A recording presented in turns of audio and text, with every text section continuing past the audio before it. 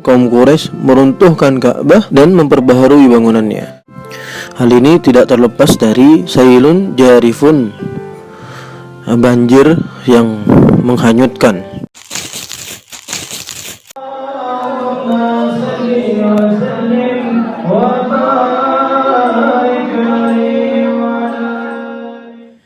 فوضع الحجر في رداء وطلب من كل رئيس أن يمسك بطرف من الرداء ثم أمرهم برفعه.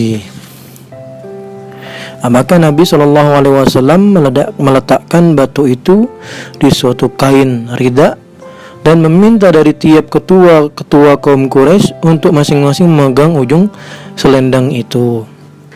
Kemudian beliau SAW meminta untuk mengangkat batu tadi.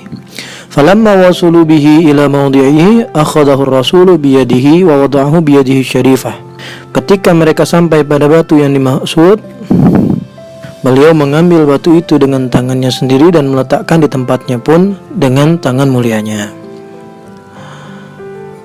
Fazala al-khilafu bihukmihi wa ta'ajjabat Quraisyun min quwwati fikrih. Maka dengan demikian hilanglah perselisihan dengan keputusan bijaksana dari Rasulullah SAW, dan kaum Quraisy mengagumi, takjub terhadap kekuatan pemikiran beliau SAW.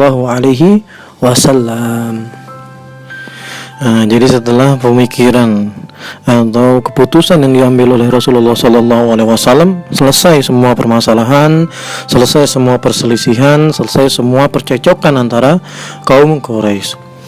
Jadi memang kaum Quraisy itu seperti yang kemarin kita jelaskan, ketika berselisih itu semuanya egois karena terdiri dari suku-suku.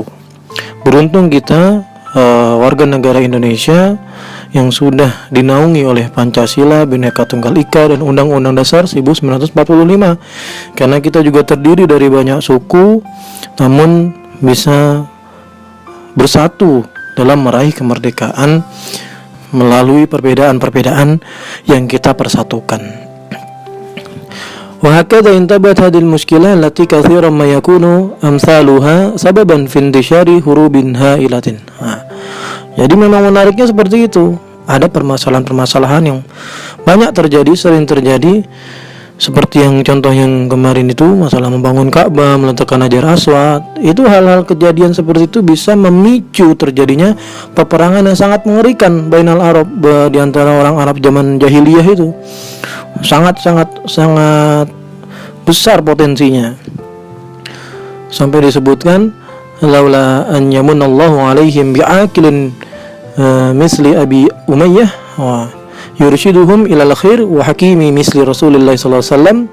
Seandainya Allah tidak mengaruniakan orang cerdas seperti Abu Umayyah yang memberikan masukan kepada mereka, dan tidak Allah karuniakan orang jahiliyah itu dengan adanya Rasulullah SAW, maka pasti mereka akan menetapkan putusan sesuai dengan yang mereka inginkan masing-masing, sedangkan keinginannya semua berbeda. Inilah. Jadi jahiliyah itu memang seperti itu. Kembali kemarin kita membahas tentang sihafan. Jadi ketika membangun sampai kepada asas Ismail, ditemukan sihafan, ditemukan lembaran, ditemukan jurnal yang terdapat tulisan, tapi tidak ada yang bisa membaca. Lalu akhirnya ada seorang Yahudi. Dia diceritakan dalam sejarah Ibnu Hisham, anna Quraisyan wajadu fi rukni kitaban bisuryaniyah walam yadru ma huwa hatta qara'ahu lahum rajulun min Yahud. Jadi dalam sejarah Ibnu Hisham itu disebutkan di asas Ismail itu ketika menghancurkan Ka'bah untuk direnovasi, itu ditemukan kitaban, tulisan. Kitaban ini tentu bukan kitab tapi tulisan. Ya tadi itu sihafan itu. Sihafan, lempiran atau jurnal atau lembaran yang di dalamnya tertulis bahasa Suryaniyah, bahasa Suryaniyah. Makanya kemarin tidak ada yang bisa membaca tulisan tersebut, sampai akhirnya ada rajulun Yahudiyun, orang laki-laki dari Yahudi, akhirnya dia membaca. Apa isi bacaannya?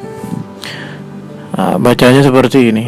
Anallahu dzubakkatin khalaqtuha yawma khalaqtus samawati wal ardh وصورت الشمس والقمر وحفظتها بسبعة أملاك حنفاء لا تزول حتى يزول أخشباها مبارك لأهلها في الماء والليل.